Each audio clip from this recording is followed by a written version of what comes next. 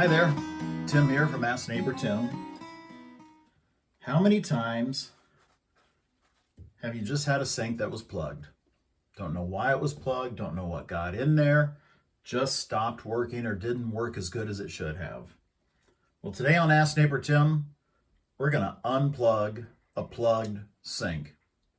Come on along. Here is the official tool for unplugging a sink. It's a wire hanger. You know, you can go to the hardware store and there are tools that you can use. They've got, it's a little long, narrow thing that's got teeth on it and what have you, and you can pay money for that. But if you've got one of these wire hangers around the house, a lot of times you might get it from the dry cleaning store or something like that. Save it, because it is a perfect tool for unplugging a sink. Okay, here's the first step in unplugging the sink. When you get underneath the sink, you're going to see that there's this vertical piece here. This is actually the piece that is attached to the knob on top that pulls up and down on that stopper. So if you've got a sink that does that, you'll see that this is what moves here. There's a rod that connects that vertical knob extension, I guess we'll call it. There's a rod that connects to the vertical drain tube. And on the back side here, there's actually a threaded nut here that you've got to take off, because ultimately once you take that threaded nut off, like what I'm doing here, and you'll see where I'm going righty-tighty, lefty-loosey, just keep going until that comes off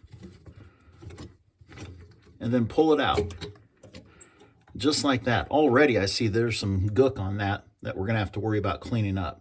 Now, by pulling that rod out underneath the sink, that allows me now to free the drain plug that I've got here. And already, look at that. That is really disgusting. Sorry about that. But you can see where this plug already has some hair and other things. We're going to clean that up real good before we put it back together.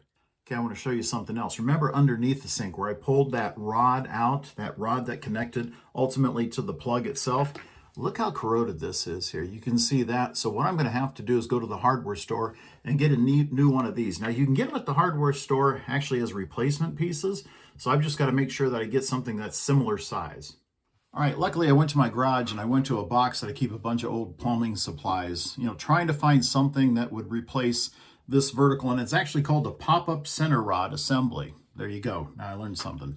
But this center rod assembly piece is what you officially call it. I actually had one in that box, and it's just a box that I throw stuff that I probably buy over time and I don't need it, or I ended up not using it or something. Sooner or later, I end up using it. Some people call that a hoarder. I just call it being very efficient with stuff that you use. So this actually has a piece that is exactly like, it's this vertical or this horizontal bar, exactly like this one. Now, one thing I want you to look at, you've got to make sure that these distances are exactly the same. So you line up the ball there, make sure it's the same both on the top and on the bottom as far as the distance. Very important when I reassemble it so it fits right and it gets the right, leverage action.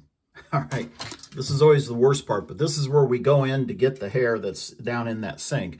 Once again, I'm going to use this hanger, this wire hanger that I've got, and I put a little hook on it, as you see here, because that's what's actually going to catch all that stuff that's down in the sink. So I simply lower it down in here, twist it a couple times, bring it back up. Ugh, look at that, pretty disgusting. Doesn't feel real good either. But I'll do that a couple times to try to get as much of that hair out of there as possible. Oh my goodness gracious. Look at that. Ugh, once again, not real pretty, but it's something you have to do, folks. And it's not that bad if it's your own sink. If I have to do this like my mom's place or my father-in-law's place or something like that, or maybe a relative or something, a little more disgusting, but it's in your own hair in your own sink, not quite as bad. Now, obviously, it's not my hair. You can see not a lot of it to go in there. But don't tell anybody, it's not my bathroom. I think we got everything out of there we need. Before I start running water down the sink and make sure it works, make sure I've got to put the assembly back on underneath the sink. And so I grabbed this rod, which is part of my, what's it called? The pop-up center and rod assembly. I've got to have that. I've got to have the little washer that comes with it. It's a little flanged washer, comes in there. There's going to be the threaded nut. And then there's going to be the track piece as well, and it's under here.